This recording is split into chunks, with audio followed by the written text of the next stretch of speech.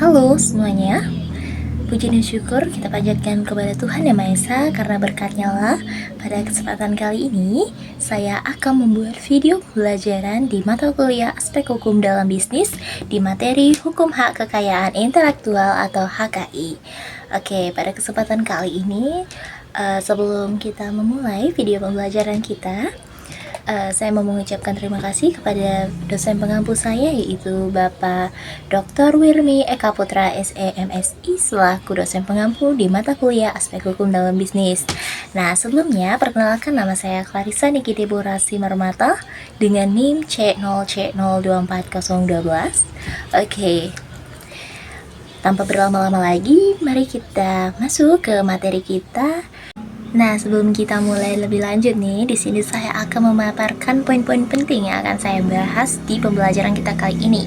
Yang pertama adalah pengertian dari HKI itu sendiri, lalu dasar hukum hak kekayaan intelektual di Indonesia, terus juga prinsip-prinsip HKI, jenis-jenis HKI, serta saya akan memaparkan nih contoh kasus HKI itu serta HKI dalam perspektif hukum bisnis. Oke, kita akan masuk ke dalam materi kita yang pertama, yaitu pengertian dari HKI. Nah, hak kekayaan intelektual atau biasa disebut dengan HKI adalah hak yang timbul dari hasil olah pikir manusia yang menghasilkan suatu produk atau proses yang berguna bagi masyarakat. Nah, menurut konsep dalam Van Apeldoorn itu, hukum mengatur hubungan dalam masyarakat termasuk perlindungan terhadap hasil cipta manusia. Kalau menurut CST Council, HKI merupakan bagian dari hak kebendaan tidak berwujud yang dilindungi hukum. Dan menurut Arus Akbar Silonde, HKI adalah aset bisnis yang memiliki nilai ekonomis dan dapat diperjualbelikan. Jadi intinya dari segala pengertian itu, HKI adalah hak eksklusif atas karya intelektual yang memiliki nilai ekonomi. Nah, HKI ini memiliki dasar hukum nih di Indonesia. Apa itu dasar hukumnya? Nah, di sini ada 5 dasar hukum, yaitu pertama, dalam Undang-Undang Nomor 28 Tahun 2014 mengenai hak cipta, di mana hak eksklusif atas karya di bidang seni, sastra, atau ilmu pengetahuan yang muncul secara otomatis setelah karya itu dibuat. Terus juga ada dalam Undang-Undang Nomor 13 Tahun 2016 mengenai hak paten, di mana hak eksklusif yang diberikan kepada penemu atas suatu inovasi di bidang teknologi untuk jangka waktu tertentu. Terus juga ada Undang-Undang Nomor 20 Tahun 2016 mengenai merek dan indikasi geografis, yang mana tanda ini berupa nama, logo, atau simbol yang digunakan untuk membedakan produk atau jasa dari yang lainnya.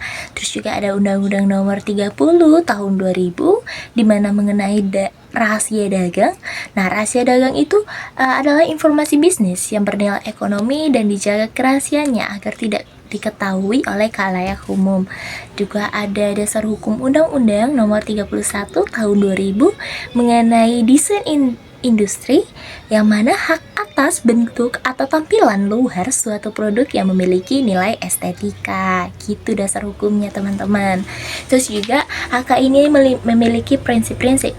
Salah satu diantaranya adalah berdasarkan teori hukum, HK itu memiliki prinsip pertama, prinsip ekonomi, memberikan manfaat ekonomi bagi penciptanya, itu tentu saja ya.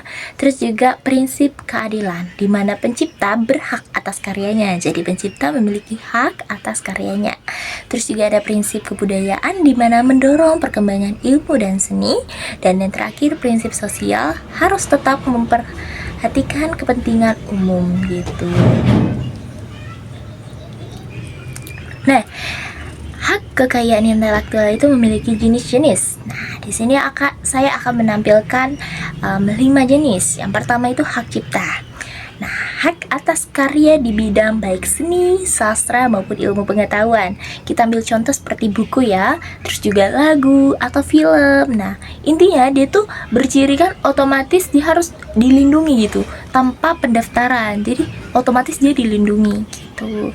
Terus juga ada jenis hak paten, di mana hak eksklusif atas suatu penemuan di bidang teknologi.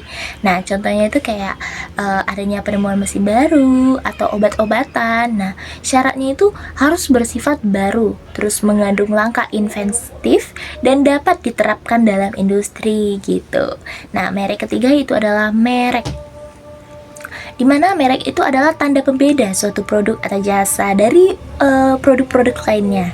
Nah, contohnya itu kayak merek logo, merek nama brand gitu. Fungsinya itu sebagai identitas tentunya, terus juga sebagai alat promosi, karena sebagai identitas dia membedakan dari produk lainnya gitu, teman-teman. Terus juga ada jenis yang keempat, yaitu adalah jenis desain industri, di mana perlindungan dalam bentuk atau tampilan produk. Contohnya itu seperti desain botol, kemasan produk gitu. Terus juga ada jenis rahasia dagang, di mana namanya aja rahasia ya, berarti bersifat rahasia. Jadi informasi bisnis yang bernilai ekonomis dan bersifat rahasia. Contohnya itu kalau di rumah makan ada namanya resep makanan, terus juga ada strategi bisnisnya gitu. Nah, dalam HKI itu dalam perspektif hukum bisnis, nah kalau menurut Arus Akbar Silonde, HKI memiliki peran penting dalam bisnis. Yang pertama, sebagai aset perusahaan, yang mana bisa bilang aset, berarti dia tuh bisa dijual dan bisa dilisensikan. Nah, terus juga sebagai keunggulan kompetitif yang membedakan produk dari pesaing lainnya. Terus juga perlindungan dari plagiarisme, jadi dia tuh mencegah adanya peniruan. Terus juga menarik investor. Nah, otomatis jika investor itu tertarik dengan produk atau suatu produk atau jasa kita, tentunya akan meningkatkan nilai perusahaan itu sendiri. Nah, pelanggaran dalam HKI. HKI itu bisa terjadi pelanggaran. Contoh pelanggarannya itu ya, seperti pembajakan film, pemalsuan merek, atau penggunaan tanpa izin gitu. Terus juga akibat hukumnya sanksi pidana, bisa juga ganti rugi. Kita contoh simpelnya itu, jika ada suatu buku ori atau original itu difotokopi secara ilegal, yang mana itu tentu saja melanggar hak cipta. Seperti itu teman-teman. Oke, terus juga menurut Kansil itu pelanggaran hak merupakan bentuk perbuatan yang melawan hukum, karena ini tentu merugikan pihak penciptanya atau pihak lain gitu teman-teman. Nah, lantas apa penyelesaian dalam sengketa HKI? Nah, ada cara menyelesaikan konflik terkait pelanggaran hak kekayaan intelektual. Yang pertama dengan litigasi atau lewat pengadilan. Terus juga ada litigasi di luar pengadilan, seperti dengan mediasi atau arbitrase gitu teman-teman. Intinya tuh tujuannya untuk apa? Untuk menyelesaikan sengketa secara adil dan melindungi hak pemilik HKI itu sendiri tentunya. Terus di sini saya akan menampilkan contoh kasus HKI dalam bisnis, di mana merupakan kejadian nyata di mana terjadi pelanggaran terhadap hak kekayaan intelektual dalam kegiatan usaha. Intinya kasus HKI ini bisa bersifat terjadi karena pihak lain mengambil atau menggunakan karya tanpa izin dari si pemilik untuk keuntungan bisnisnya sendiri gitu. Seperti contohnya ya, pemalsuan merek, terus dengan menggunakan nama atau label terkenal tanpa izin. Terus juga pembajakan karya seperti film, musik, atau software ilegal. Terus juga ada peniruan produk atau desain dengan meniru tampilan atau konsep produk orang lain gitu teman-teman. Jadi dapat saya simpulkan dari pemaparan materi video pembelajaran saya pada kali ini, yaitu adalah HKI atau hak kekayaan intelektual adalah bagian penting dalam hukum bisnis, karena pertama melindungi hasil karya intelektual, kedua memberikan nilai ekonomi, dan yang terakhir mendukung persaingan usaha yang sehat tentunya.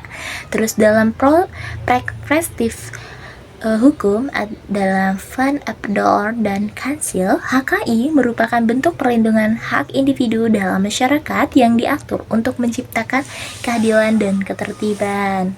Oke teman-teman, jadi ini referensi materi yang saya dapatkan dari buku-buku yang tertera di layar, dan juga saya mau mengucapkan terima kasih banyak atas kesempatannya dan juga partisipasinya. Di sini saya memohon maaf jika ada salah kata atau kekurangan dalam penyampaian materi saya. Saya harap semoga materi ini dapat bermanfaat bagi kita semua. Akhir kata, saya undur diri. Saya Clarissa Niki Deborah Simarmata, pamit undur diri.